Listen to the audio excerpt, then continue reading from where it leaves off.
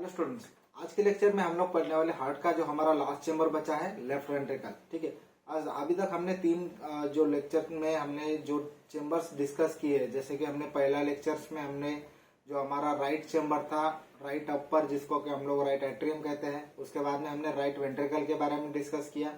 कल के लेक्चर में हमने लेफ्ट एट्रियम के बारे में डिस्कस किया। आज के लेक्चर में हम लोग लेफ्ट वेंट्रिकल के बारे में डिस्कस करेंगे। ठीक है, और इसके बाद में हम लोग थोड़ा कोरोनरी सर्कुलेशन के बारे में जानेंगे। उसके बाद में हार्ट का स्ट्रक्चर जो है, जिसमें कौन से वॉल प्रेजेंट होते हैं, कौन से नर्व का सप्लाई होता है, कौन से आर्टरीज, कौन से वेन सप्लाई करते हैं, वो हम लोग आगे के लेक्चर में हम लोग पढ़ने वाले हैं। आज के लेक्चर में अगर हम लोग देखेंगे, जो हमारा लेफ्ट वेंट्रिकल होता है, जो कि हमने देखा है कि जो हमारा बेस होता है, बेस किससे बन रहा था, हमारा लेफ्ट एट्रियम से। ठीक है, तो जो इंफीरियर सरफेस होता है या फिर जिसको हम लोग डायफ्रामेटिक सरफेस बोलते हैं, उसका जो पार्ट या फिर लेफ्ट बॉर्डर का जो पार्ट होता है, वो बनता है हमारी लेफ्ट वेंट्रिकल से। उसके साथ साथ लेफ्ट वेंट्रिकल और क्या काम करता है, लेफ्ट वेंट्रिकल से हमारा जो मेन ब्लड सप्लाई होता है हमारे बॉडी को, वो हमारी लेफ्ट वेंट्रिकल से निकलता है। इसका मतलब है कि आवर्टा का जो ओपनिंग है वो हमारी लेफ्ट वेंट्रिकल से आता है। अब ये जो लेफ्ट वेंट्रिकल से जो ब्लड जा रहा है हमारे पूरे बॉडी में, मतलब टॉप ऑफ द बॉडी और हमारे जो टोज होते हैं, वहां तक जो भी ब्लड सप्लाई होता है वो हमारे लेफ्ट वेंट्रिकल से निकलता हुआ जाता है। ठीक है, इसका मतलब है कि जो मेन ऑक्सीजनेटेड ब्लड है वो लेफ्ट वेंट्रिकल से निकलता है। और राइट वेंट्रिकल का वर्क हमने देखा था कि राइट वेंट्रिकल से डीऑक्सीजनेटेड ब्लड ऑक्सीजनेशन के लिए हमारे लंग्स की तरफ जाता है। तो अगर हम लोग लेफ्ट वेंट्रिकल की बात करते हैं, तो लेफ्ट वेंट्रिकल जो ऑक्सीजनेटेड ब्लड है उसको कहाँ से सप्लाई होता है, लेफ्ट एट्रियम से होता है, बराबर। और लेफ्ट एट्रियम के बारे में हमने जब पढ़ा था, तो लेफ्ट एट्रियम में 4 पल्मोनरी वेन्स ओपन हो रही थी 2 लंग के बीच में से। ठीक है, तो हर लंग से 2 वेन आ रही थी और वो हमारे लेफ्ट एट्रियम में ओपन हो रही थी। और लेफ्ट एट्रियम से लेफ्ट वेंट्रिकल तक जाने के लिए जो एक वॉल या फिर एक ऑरिफाइस होता है, दोनों यहाँ पर जो एट्रियम और वेंट्रिकल के बीच में जो सेप्टम प्रेजेंट होता है, जिसको कि हम एट्रियोवेंट्रिकुलर सेप्टम कहते हैं, उसमें अगर लेफ्ट साइड की बात करते हैं हम लोग, तो लेफ्ट साइड में हम लोगों को माइट्रल वॉल दिखता है। ठीक है, तो माइट्रल वॉल या फिर हम लोग उसको बाइकस्पिड वॉल भी कहते हैं या फिर माइट्रल ओपनिंग भी कह सकते हैं। तो वो माइट्रल ओपनिंग से होता हुआ हमारे लेफ्ट वेंट्रिकल में पहुंचता है और लेफ्ट वेंट्रिकल से फिर आवर्टा के थ्रू हमारी पूरी बॉडी में यहाँ पर ब्लड सर्कुलेट होता है। तो मेनली अगर देखा जाए तो left ventricle it receives oxygenated blood from the left atrium. ठीक है, तो लेफ्ट एट्रियम से जो भी ब्लड है ऑक्सीजनेटेड, वो पूरा वेंट्रिकल में आ रहा है, हमारे लेफ्ट वेंट्रिकल में, and pumps it into the aorta. जो भी हमारा असेंडिंग एवर्टा है उसमें ये ब्लड पंप कर रहा है और उसके बाद में फिर हमारे फर्दर आर्टरीज के डिवाइडेशन से पूरे बॉडी में ये ब्लड हमारे सर्कुलेट हो रहा है। अगर हम लोग देखेंगे तो जो हमारा लेफ्ट वेंट्रिकल है उसका कंट्रीब्यूशन कहाँ पे, मतलब कौन सा हार्ट का स्ट्रक्चर जो है ये हमारे लेफ्ट वेंट्रिकल से बनता है। पहला अगर हम लोग स्ट्रक्चर देखेंगे तो मेन है हमारा एपेक्स। ठीक है, जब हम लोगों ने बेस और एपेक्स के बारे में एक्सटर्नल फीचर्स में पढ़ा था, तो जो हमारा बेस था वो किससे बन रहा था, लेफ्ट एट्रियम से बन रहा। तो अगर हम लोग एपेक्स की बात करते हैं तो एपेक्स बनता है हमारी लेफ्ट वेंट्रिकल से। ठीक है, दूसरा पार्ट यहाँ पर होता है स्टर्नोकोस्टल सरफेस का। जो हमारा एंटीरियर सरफेस है वो भी ये हमारा लेफ्ट वेंट्रिकल बनाता है। उसके बाद में most of the left border, जो लेफ्ट बॉर्डर होती है और उसके साथ साथ लेफ्ट सरफेस। ठीक है, तो तीसरा कंट्रीब्यूशन इसमें क्या हुआ, लेफ्ट बॉर्डर का। चौथा कंट्रीब्यूशन हुआ इसका लेफ्ट सरफेस का। एंड ये जो हमारा लास्ट का पार्ट होता है, जो कि हमारा लेफ्ट 2/3 पार्ट बनाता है, वो तीसरा सरफेस कौन सा है, डायफ्रामेटिक सरफेस का। ठीक है, इसका मतलब ये 5th कंट्रीब्यूशन हुआ। तो 5 कंट्रीब्यूशन यहाँ पर भी हम लोगों को ध्यान में रखने। पहला तो है हमारा एपेक्स बना रहा है लेफ्ट वेंट्रिकल, दूसरा बनाता है हमारा एंटीरियर सरफेस और जिसको हम लोग स्टर्नोकोस्टल सरफेस कहते हैं, तीसरा होता है लेफ्ट बॉर्डर का। ठीक है, चौथा है लेफ्ट सरफेस और जो पांचवा है वो हमारा डायफ्रामेटिक सरफेस या फिर जिसको हम लोग इंफीरियर सरफेस कहते हैं। ठीक है, इंफीरियर सरफेस। तो ये 5 कंट्रीब्यूशन में हमारा लेफ्ट वेंट्रिकल यहाँ पर इन्वॉल्व है। उसके बाद में अगर हम लोग इसके फीचर्स देखेंगे तो फीचर्स में हम लोगों को एक्सटर्नली ये 2 सरफेसेस को कंट्रीब्यूट करता हुआ दिखता है। एक तो पहला एंटीरियर और स्टर्नोकोस्टल, और दूसरा जो मेन होता है जो कि 2/3 पार्ट बनाता है वो हमारा इंफीरियर सरफेस का या फिर डायफ्रामेटिक सरफेस का। ठीक है, और तीसरा है हमारा लेफ्ट सरफेस का। इसका मतलब क्या है कि कितने सरफेसेस यहाँ पर इन्वॉल्व है, 3 सरफेसेस। पहला है एंटीरियर सरफेस जिसको हम लोग स्टर्नोकोस्टल कहते हैं, दूसरा है इंफीरियर इंफीरियर का दूसरा नाम है यहाँ पर डायफ्रामेटिक, और तीसरा सरफेस है लेफ्ट सरफेस। ठीक है, तो ये तीनों सरफेसेस के लिए हमारा लेफ्ट वेंट्रिकल यहाँ पर इन्वॉल्व होता है। अगर हम लोग इसके इंटीरियर की बात करते हैं तो इंटीरियर इसका भी दो पार्ट में डिवाइडेड होता है। एक तो होता है थोड़ा रफ पार्ट जो कि लोअर साइड पे होता है, और रफ होने का जो हमारे राइट वेंट्रिकल में एक रीजन देखा था हमने ट्राबेकुलर कार्नी, ये यहाँ पर भी प्रेजेंट होते हैं। ठीक है, तो ट्राबेकुलर कार्नी यहाँ पर प्रेजेंट होने की वजह से यहाँ पर ये पार्ट रफ बन रहा है। ठीक है, तो ये कौन सा हुआ, ये लोअर पार्ट है, तो लोअर रफ पार्ट होता है। उसके बाद में ट्राबेकुलर कार्नी, और जो ट्राबेकुलर कार्नी का या फिर जो लेफ्ट लोअर पार्ट होता है या फिर जिसको रफ पार्ट कह रहे हैं हम लोग, तो वो जो पार्ट बनता है उसका डेवलपमेंट अगर हम लोग देखेंगे तो primitive ventricles of the heart tube से ये डेवलप होता है। अगर हम लोग एम्ब्रियोलॉजी में अगर इसको डीपली स्टडी करते हैं तो हार्ट ट्यूब के कौन से वेंट्रिकल से, प्रिमिटिव वेंट्रिकल से ये इसका पार्ट बनता है। अगर हम लोग बात करते हैं स्मूथ पार्ट की, तो स्मूथ पार्ट कौन सा होता है, अपर वाला पार्ट होता है जो स्मूथ होता है, जहां पर हम लोगों को यहाँ जो अवर्टा का ओपनिंग दिखेगा वो पार्ट होता है इसका स्मूथ पार्ट। जब हम लोग राइट वेंट्रिकल पढ़ रहे थे तो राइट वेंट्रिकल में एक पार्ट देखा था हमने जिसको हम लोग इन्फंडिबुलम कहते हैं। ठीक है, तो इन्फंडिबुलम वहां पर अगर हम लोग राइट साइड में देखते तो लेफ्ट साइड में हम लोगों को मिलेगा ये एवर्टिक वेस्टिबुल। ठीक है, तो राइट साइड में क्या है, इन्फंडिबुलम है जो कि पल्मोनरी ट्रंक के पास आ रहा था ये पार्ट, बराबर, इन्फंडिबुलम। और लेफ्ट वेंट्रिकल में हम लोगों को क्या मिल रहा है, वेस्टिबुल। ठीक है, vestibule of the left ventricle. और ये क्या है, it is a smooth part. कौन सा पार्ट है, ये स्मूथ पार्ट है, ये भी अपर साइड में प्रेजेंट होता है। ठीक है, और ये क्या कर रहा है, it gives origin to the ascending aorta. जो भी असेंडिंग आवर्टा का ओरिजिन है ये इसके वेस्टिबुल के पार्ट से निकलता है। And it develops from the mid portion of the bulbus cordis. ये हमारा एम्ब्रियोलॉजी का पार्ट है जो बल्बस कॉर्डिस से ये इसका डेवलपमेंट होता है। ठीक है, अगर हम लोग इसके बारे में और डिटेल में देखते हैं तो वेस्टिबुल एक्चुअली में कहां पर प्रेजेंट होता है, it lies between the membranes part of the interventricular septum. अगर हम लोग यहाँ पर देखेंगे तो ये हमारा वेंट्रिकल का पार्ट है। ठीक है, ये हमारा लेफ्ट वेंट्रिकल का इंटीरियर पार्ट है, ये हमारा लेफ्ट एट्रियम है। यहाँ पर अगर देखेंगे तो ये एंटीरियर कस्प होता है हमारे जो बाइकस्पिड वॉल है उसका। ठीक है, और ये हमारे कॉर्डी टेंडिनी जो कि पैपिलरी मसल के साथ अटैच है। और यहाँ पर अगर हम लोग देखेंगे ये रफ पार्ट है जिसको कि हम लोग ट्राबेकुलर कार्नी कहते हैं।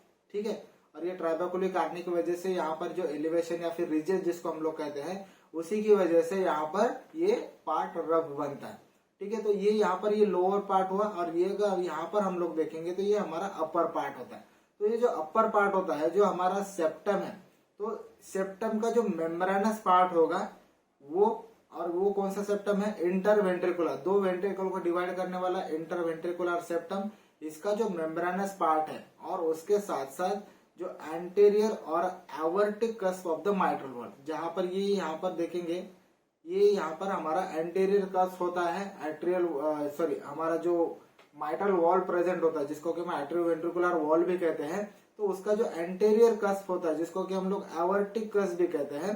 ठीक है, तो इसमें और जो हमारा मेम्ब्रेनस पार्ट होता है सेप्टम का, उनके बीच में it lies between the two membranous part, and the first one is a membranous part and second one is the anterior cusp of the mitral valve. इन दोनों के बीच में हमारा वेस्टिबुल प्रेजेंट होता है जहां से हमारा असेंडिंग आवर्टा डेवलप होता है या फिर ओरिजिन होता है। अगर हम लोग इंटीरियरली देखेंगे तो इसमें दो ऑरिफाइस हम लोगों को मिलने वाले हैं। दो ऑरिफाइस कौन से होंगे, एक तो पहला माइट्रल वॉल का या फिर माइट्रल ऑरिफाइस होगा, और दूसरा होगा हमारा एवर्टिक ऑरिफाइस। ठीक है, तो अगर फर्स्ट वन देखेंगे तो लेफ्ट एट्रियोवेंट्रिकुलर या फिर उसको हम लोग बाइकस्पिड माइट्रल ऑरिफाइस भी कहते हैं, और which is guarded by the bicuspid और माइट्रल वॉल। तो यहाँ पर जो ऑरिफाइस है जो दोनों के बीच में मतलब एट्रिया और वेंट्रिकल के बीच में है वो कौन सा है, बाइकस्पिड और माइट्रल ऑरिफाइस, जो कि हमने लेफ्ट एट्रियम में भी पढ़ा है।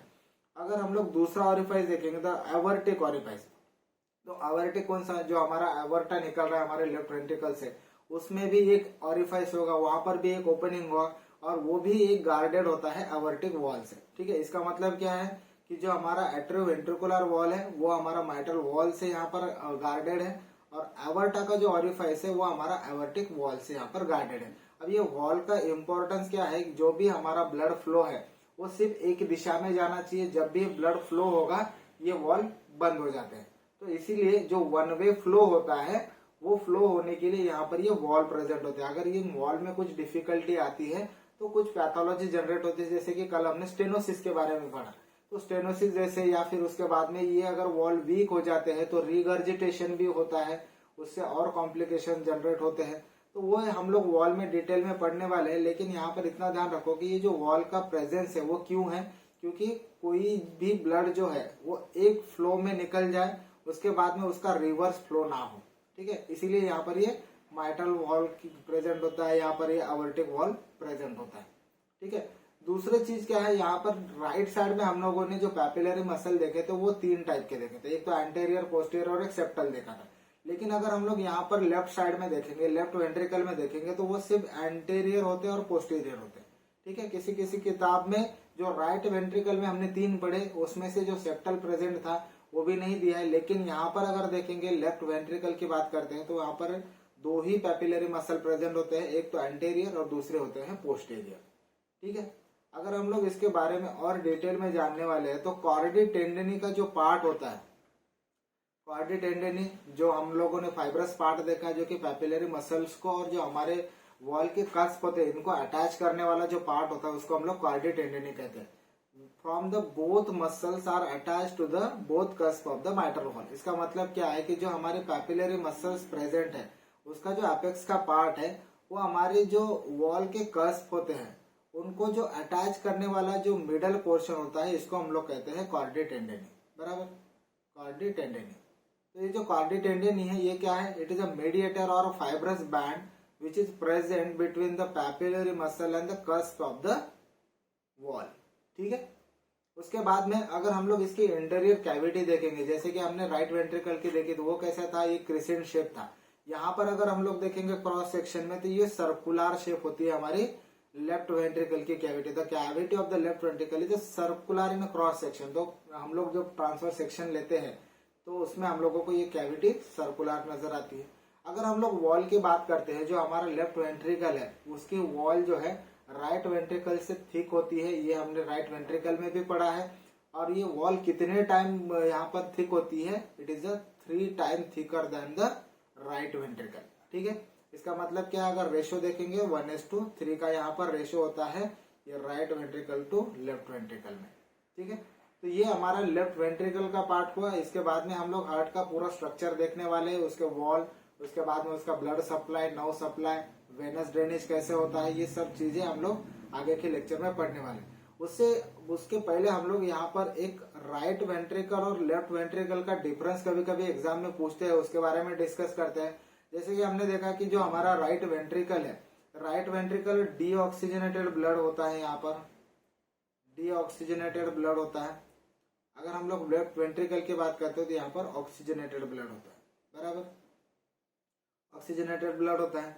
दूसरी चीज क्या है, अगर हम लोग इसके कंट्रीब्यूशन लिख सकते हैं तो और अच्छी बात है कि कौन से एरिया में ये कंट्रीब्यूट करता है। जैसे कि हमारा एंटीरियर सरफेस ये बनाता है, उसके बाद में ये हमारा राइट बॉर्डर बनाता है, इंफीरियर बॉर्डर का भी एक पार्ट बनाता है। उसके बाद में अगर हम लोग देखेंगे तो एंटीरियर सरफेस का मोस्ट ऑफ द पार्ट भी ये कवर कर लेता है। तो जैसे कि ये कंट्रीब्यूशन होते हैं, तो यही कंट्रीब्यूशन हम लोगों को लेफ्ट साइड में भी लिखने हैं। लेफ्ट साइड के कौन से है, जैसे कि हमने अभी देखा कि ये एपेक्स का पार्ट बना रहा है। दूसरी चीज ये हमारा एंटीरियर सरफेस भी कवर कर रहा है, लेफ्ट सरफेस भी है, लेफ्ट बॉर्डर भी है, और उसके साथ साथ इंफीरियर सरफेस या फिर इंफीरियर बॉर्डर भी है, ठीक है। तो ये इसके कंट्रीब्यूशन हम लोगों को यहाँ पर मेंशन करने हैं ताकि एक पॉइंट और हम लोग लिख सकेंगे।